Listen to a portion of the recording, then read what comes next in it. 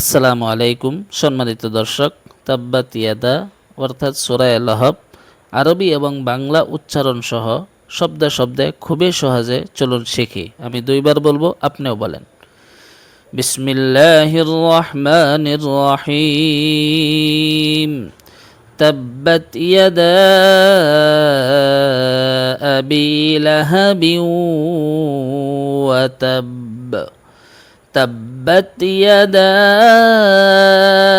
أبي لهب وتب ما أغنى عنه ماله وما كسب ما أغنى عنه ماله وما كسب سيصلى نارا ذات لهب سيصلى نارا ذات لهب وامرأته حمالة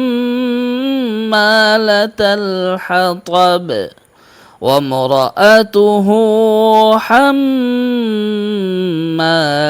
الحطب في جيدها حبل من مسد في جيدها حبل من مسد.